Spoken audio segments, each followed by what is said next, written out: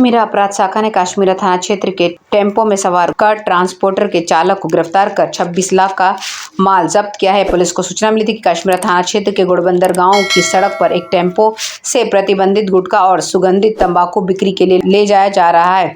इसी के अनुसार जाल बिछाया गया और टेम्पो आने पर उसे रोककर टेम्पो की जाँच की गई। टेम्पो में गुटखे की बोरियां रखी नजर आई। टेम्पो चालक पवन मनोहर को गिरफ्तार कर लिया गया है।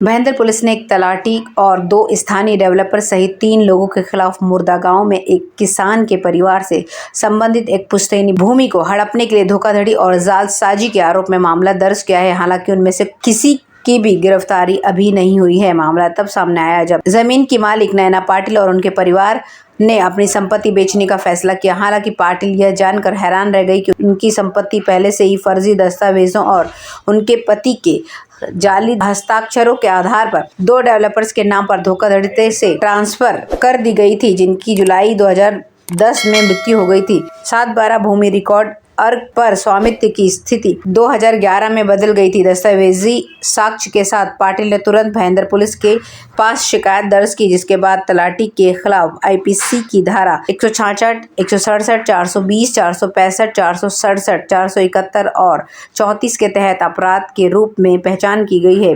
वीबी तलाटी और 2 डेवलपर्स श्याम सुंदर अग्रवाल और मुरलीधर अग्रवाल इनके नाम है। हालांकि इनमें से अभी किसी की भी गिरफ्तारी नहीं हुई है। महेंद्र पुलिस मामले में आगे की जांच कर रही है।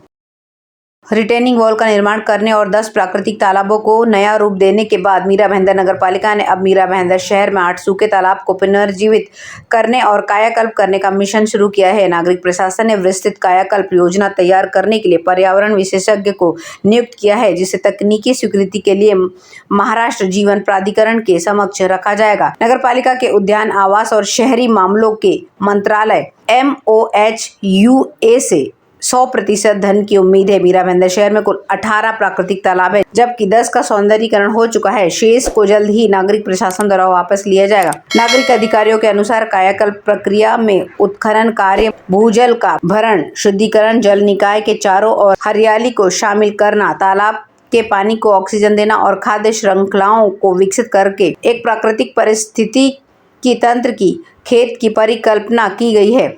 इसके अतिरिक्त तालाबों में दृश्य अपील जोड़ने और पानी की गति को बढ़ाने के लिए फव्वारे लगाए जाएंगे, उपनगर आयुक्त संजय शिंदे ने कहा है। मीरा भाईंदर शहर में प्राकृतिक जल निकायों को संरक्षित, पुनर्जीवित और पुनर्स्थापित करना है। प्रारंभ में 2 तालाबों के कायाकल्प परियोजना शुरू की जाएगी। यह प्रक्रिया अगले कुछ हफ्तों में आकार लेना शुरू कर देगी। इसकी सफलता और प्रतिक्रिया के आधार पर मॉडल पर अन्य तालाबों को भी दोहराया जाएगा।